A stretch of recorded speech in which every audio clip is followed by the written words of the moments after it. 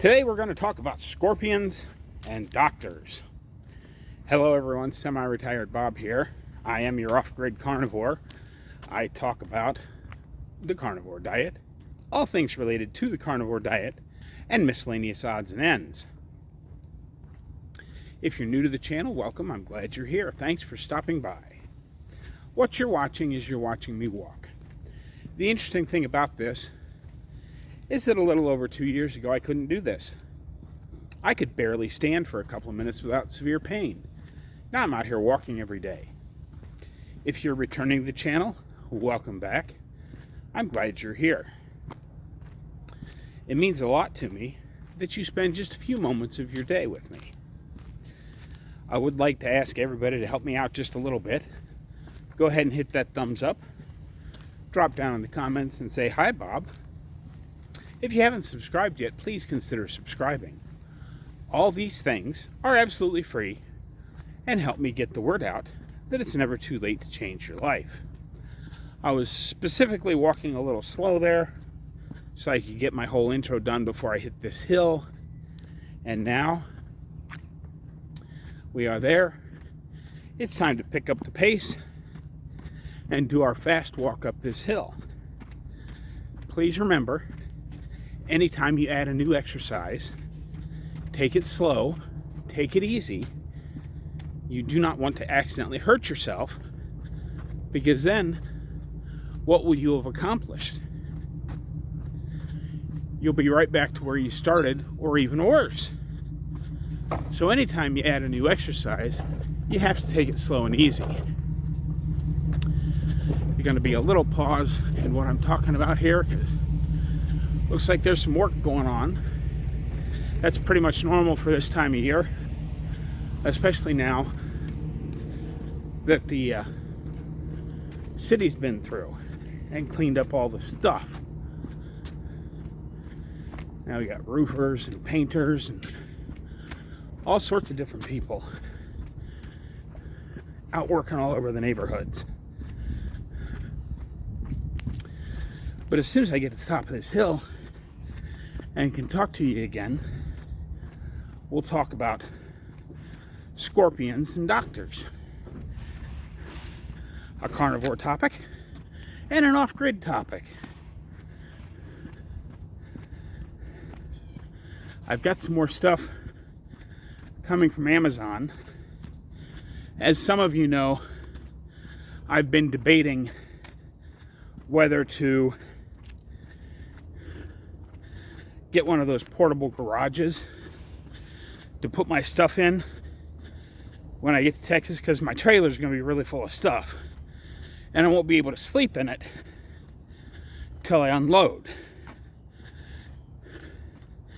And I was kind of waffling between getting a good sized tent and moving into the tent using the trailer as my shed, or basically buying a portable garage style shed. You know, the ones that have the metal frame with canvas stretched over them. They're all about the same price. Okay, I made it to the top, turned the corner.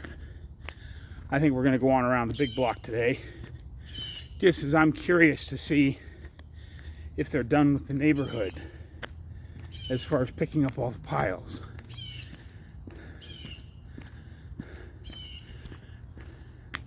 The squirrels are all out looking for new places because they've been living in the brush piles along the street, and now they're kind of all over the yards. I mean, I can see 1, 2, 3, 4, 5 squirrels, 6, just right here, and they're all kind of digging in the ground where the brush piles used to be. But anyway, the portable garage, I got one that was slightly smaller. The normal size for these things is about 10 foot by 20 foot. And this one is 10 foot by 15 feet. But it's by Shelter Logic. And it was on my watch list, so to speak.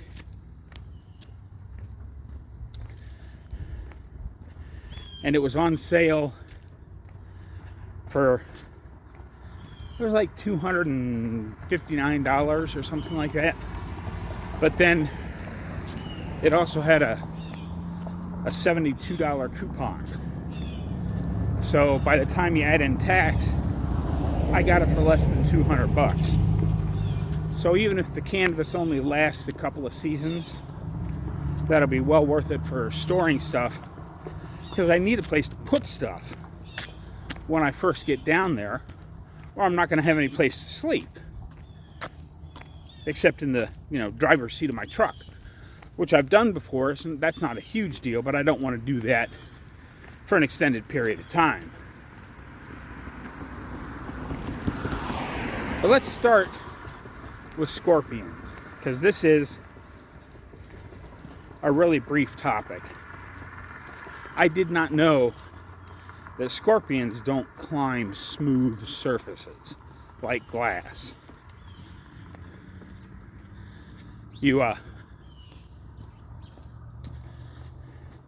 It doesn't take much texture for them to climb walls and get in places, but they cannot climb a smooth surface. And as everybody knows, I'm going to go out and around this sprinkler that, for some reason, someone is out here watering their sidewalk. But the main thing I was planning when I get down there to keep snakes from getting underneath my trailer is I'm going to take hardware cloth, which is basically just really tight chicken wire, and I'm going to dig about a 2 or 3 inch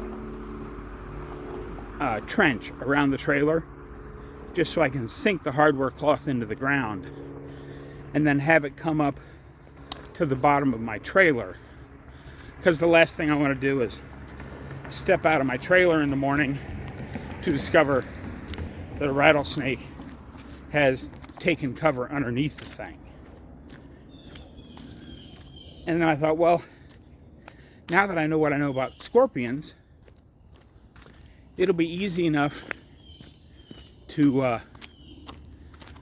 do that. I can just get panes of glass and cut them down to where they basically, I'm going to glue them to the hardware cloth once it's in place. And the smooth surface of glass as a ring around the bottom of my trailer should keep the scorpions from being able to climb up to the trailer as well. So we'll see how that works out. I've got, a lot of plans. I won't really know how anything really works till I get down there. But we're in the countdown timer here, folks. It's getting closer and closer. Today is September the 12th. And I know the miniature golf course will be closed by October the 15th, regardless of the weather. So it's getting closer. I got a lot of work to get done. I still have some stuff I want to do at the house. But now I'm kind of stuck waiting for the tree service to get to me and take those 2 big trees out of the front yard. But yeah, let's talk about doctors just a little bit. This topic came up while I was talking with Dave last night in the live stream, because we do a live stream together every other Wednesday.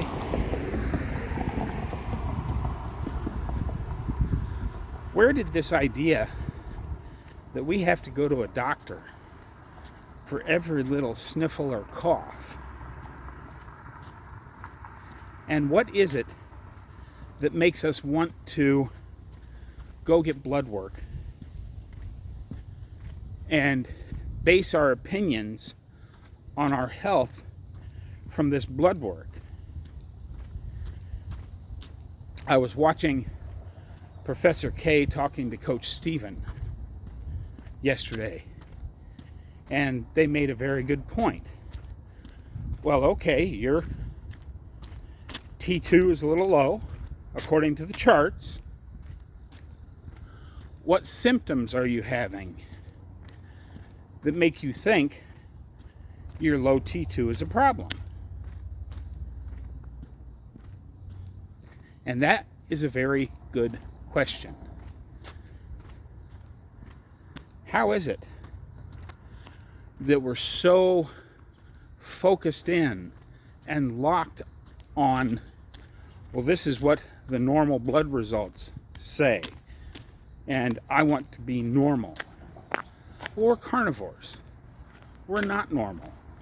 I'm a really good example of that. But if you stop and go back and think, I've talked about this before, I'll probably have to talk about it again, but how do they arrive at these so-called normal values of test results? You think there's a bunch of scientists sitting around in a room with labs and beakers bubbling on Bunsen burners, and they're testing all this stuff and deciding that, okay, this is where this human tissue does the best, so that's what the normal value is? No, that's not what's going on at all. When they decide they need a normal value for a test, whatever that test may be, they call up all their buddies, their doctor buddies, and say, hey, could you send me all of your lab results for the next 60 days on test X? Well, what do all these people have in common? They're going to the doctor because something isn't right, and or they may just be there for a checkup. We're talking about that here in just a moment too. But they are there to get something done, and they're probably on a standard American diet, standard Western diet. So they gather up all these test results and plot them out on a bell curve, and whatever the middle of that bell curve is, they say, there, that's the normal value for test X. How do we know? We don't know. So they talked about it, and if you haven't watched the whole episode of Professor K talking to Coach Stephen, I highly recommend it. They cover a lot of ground in that one. But how do we know the blood markers that are taken from people on a standard Western diet? How do we know those are normal? We don't. The main thing to go on is, and I've said this many times, how do you feel? You know, obviously, if you're having symptoms of something, you probably want to go get it checked out and find out what you might be able to do to fix those symptoms. But to be going to the doctor so that you can get blood work done just to make sure all of your blood tests are in the appropriate level, that seems a little crazy to me. I've said this before. Now, I'm not recommending that you don't go to doctors. If you're one of these people that likes to go to doctors, go right ahead. But I'm not planning on going to one, except for my cardiologist. I'm not an idiot. I did have triple bypass surgery. But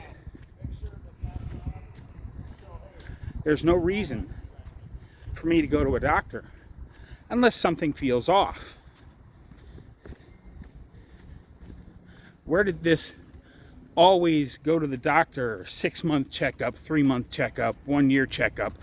Where did all that come from? Well, it came from doctors' offices and insurance companies that want to make you a customer. And the best way to make you a customer is to convince you that you need all these tests every year just to make sure everything's okay. Why? Why do we need to go to doctors every 6 months just to make sure everything's okay? Again, if something hurts, something seems out of whack, something is changing color, something looks like it might be about to fall off, by all means, get that stuff checked out. But this notion, and remember, this is my opinion, I'm not a doctor, I don't play one on TV, but this notion that we have to keep going to get wellness checks, I believe it's a scam to make us worry, to make us go back for more wellness checks so that they can prescribe us meds and keep us coming back for more, which supports the hospitals and the doctor's offices and the pharmacies. It's all a great big circle of life.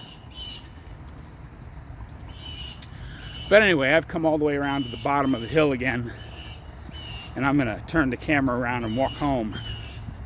I think I've talked enough about this.